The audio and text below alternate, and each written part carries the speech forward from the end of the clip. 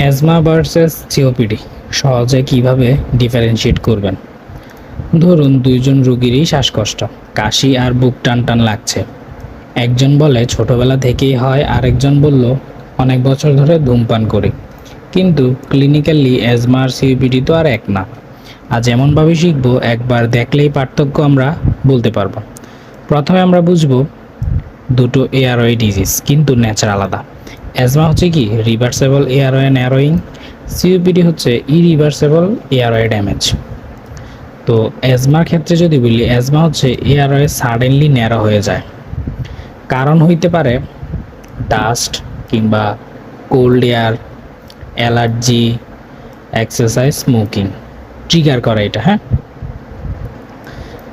তারপর হচ্ছে লক্ষণ যদি বলি, আমরা কী কী সাইন সিমটম দেখবো অ্যাজমা হইলে।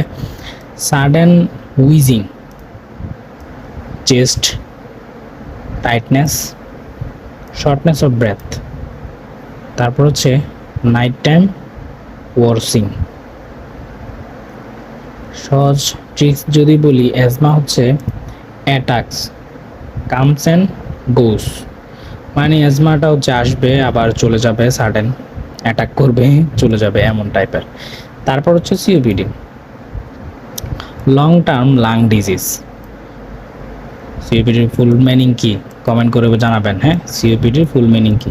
তো সিওপিডি হচ্ছে long term lung disease, mostly smoking related. কারণ হচ্ছে smoking most common, long term pollution expose.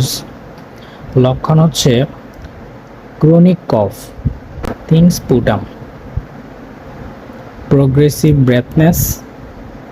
তারপর হচ্ছে ব্যারেল চেস্ট, ওয়েট লস। সহজ ট্রিক হচ্ছে সিওপিডি কনস্ট্যান্ট প্রবলেম। সহজ ট্রিক হচ্ছে COPD constant problem, never fully gone. এটা হচ্ছে একদম মানে আপনার কি বলে এটাকে, ফুললি রিকভার করা পসিবল না। ঠিক আছে, যদি আমরা একটা কুইক ডিফারেন্সিয়েট করি, সেটা হচ্ছে অনসেট। অ্যাজমা কখন হবে? সাডেন, সাডেন আসবে এবং সাডেন চলে যাবে এমন। আর সিওপিডি হচ্ছে গ্রাজুয়ালি।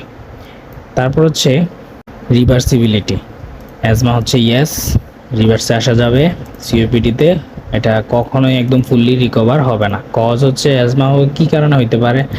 অ্যাজমা হচ্ছে অ্যালার্জি কিংবা ট্রিগার, সিওপিডি হচ্ছে মোস্টলি স্মোকিং। কফ, অ্যাজমাতে হচ্ছে ড্রাই কফ থাকবে, আর সিওপিডিতে হচ্ছে প্রোডাক্টিভ। এইজ হচ্ছে অ্যাজমা ইয়াং বয়সে হয়, সিওপিডি হচ্ছে ওল্ড বয়সে হয়, একটু ওল্ড এজে হয়। নার্সিং ম্যানেজমেন্ট, অ্যাজমার ক্ষেত্রে হচ্ছে ব্রঙ্কোডায়ালেটর ইনহেলার দিতে হবে।